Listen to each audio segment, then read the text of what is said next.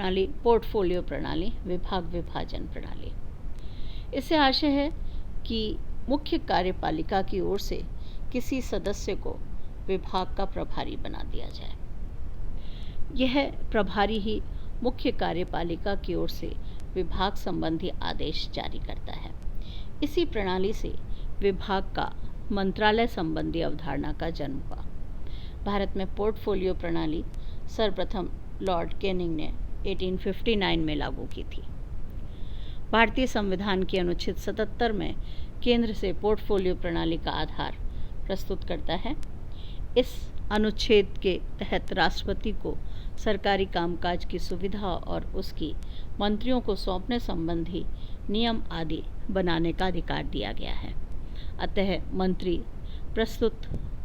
मंत्री मुख्य रूप से कार्यपालिका, जिसमें राष्ट्रपति और मंत्रिपरिषद के आते हैं, उनकी तरफ से विभाग मंत्रालय का काम देखने वाले प्रभारी होते हैं। वे राष्ट्रपति की ओर से ही आदेश जारी करते हैं। हम बात करेंगे फंक्शंस, रोल ऑफ सेक्रेटरीट। सरकारी हैंडबुक में सचिवालय के निम्न कार्य बताए गए हैं। पहला है नीति निर्माण और नीति संशोधन के प्रश्नों पर मंत्री को परामर्श देना। परामर्शकारी संस्था ये कहलाती है, जो कि सचिवालय यानी सचिवों का आलय।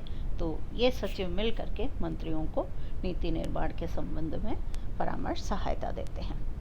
कानून, नियम, विनियम बनाना, विधेयक यहीं पर तैयार किए जाते हैं।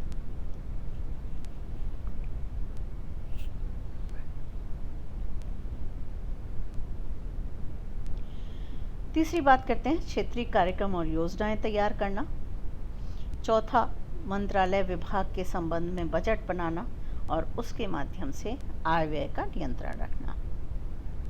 शुरू होने वाले कार्यक्रमों योजनाओं को वित्तीय तथा प्रशासनिक अनुमति देना। नीति निर्माण करने वाली संस्था है, लेकिन नीति क्रियान्वयन का पर्यवेक्षण और नियंत्रण करना तथा परिणामों का मूल्यांकन करना भी इसका मुख्य कार्य है। नीतियों की व्याख्या करना, नीतियों से समन्वय लाना, सरकार की अन्य शाखाओं की सहायता करना तथा प्रशासन से संपर्क रखना। मंत्रालय, विभाग, क्षेत्रीय अभिकरणों की संगठनात्मक क्षमता और कार्यकुशलता बढ़ाने के उपाय करना तथा मंत्री को उसके संसदीय उत्तरदायित्वों को पूरा करने में सहायता देना। उपरोक्त कार्यों से यह स्पष्ट होता है कि केंद्रीय सचिवालय मंत्रालय या विभाग का एक भाग है और राजनीतिक नेतृत्व के अधीन कार्य करता है। एक विभाग का सचिव अपने विभागीय मामलों को निपटाते समय अन्य ऐसे विभागों से, मंत्रालयों से भी सलाह मशवरा करते हैं जो उस मामले से जुड़े हुए होते हैं। इस प्रक्रिया से विभाग का सचिव एक मंत्री का सचिव न रहकर भारत सरकार का सचिव बन जाता है और यही वास्तविकता है। एआरसी ने भारत सरकार की मशीनरी और उसके कार्य पद्धति विषय पर रिपोर्ट 1968 में सचिवालय की महत्ता के बारे में कहा है कि सचिवालय कार्य प्रणाली से प्रशासन को संतुलन और स्थायित्व प्राप्त हुआ है तथा इसने मंत्रालय के परे तंत्र के लिए केंद्रक का कार्य किया है। इसके परिणाम स्वरूप मंत्री स्तर पर संसद के प्रति जवाबदेहिता और मंत्रालयों के बीच में तालमेल बनाए रखा जा सकता है। सचिवालय में कौन कौन से अधिकारी होते हैं? Officers of secretariat. हमने बात की इस मंत्रालय का प्रमुख सचिव, यानी वह अपने मंत्रालय या विभाग का प्रशासनिक अध्यक्ष होता है और इस रूप में उसके कार्य पूर्ण होते हैं। नीतिगत और प्रशासनिक मामलों में मंत्री का मुख्य सलाहकार होता है। लोक लेखा समिति के समक्ष अपने मंत्रालय का प्रतिनिधित्व करता है।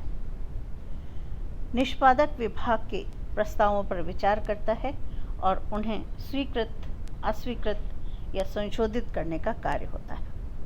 यह निष्पादक विभागों को नियंत्रित करने में मंत्री की मदद करता है। यानी किसी भी विभाग का जो मंत्री होता है वो अपनी रुचि से अपने सचिव के साथ में कार्य करता है।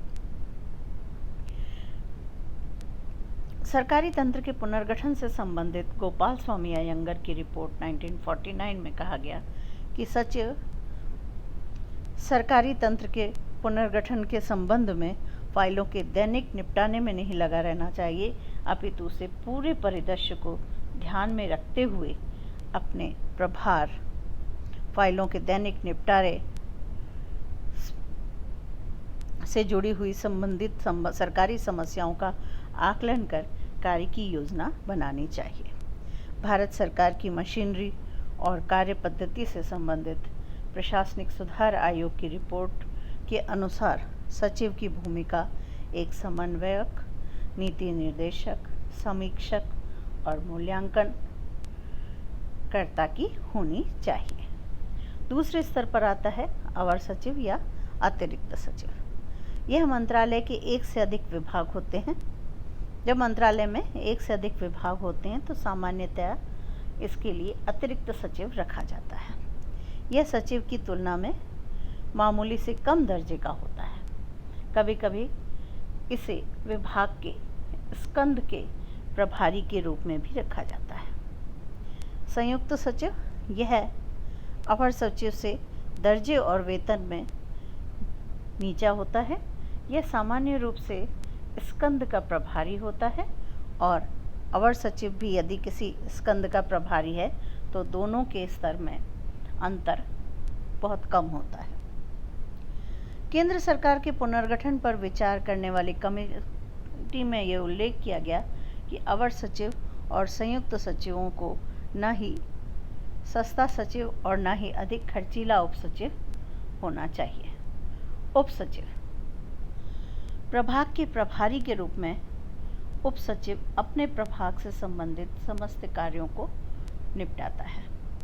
यह सचिव की ओर से कार्य करता है। इसे अपने ऊपर के अधिकारियों का मार्गदर्शन मिलता रहता है। अवर सचिव यह शाखा प्रभारी होता है और सचिवालय के कार्य आदेश निर्देशों को कार्यकारी रूप प्रदान करता है। विशेष कार्यस्थल समिति अधिकारी सामान्य रूप से मंत्री की सहायतार्थ विशेष कार्यस्थ अधिकारी भी कभी कभी नियुक्त किए जाते हैं। उसका उद्देश्य उन कार्यों पर विशेष ध्यान देना है जो अति आवश्यक महत्व के होते हैं। यह एक अस्थायी पद है और इस पर नियुक्ति के लिए कोई निर्धारित मापदंड नहीं है।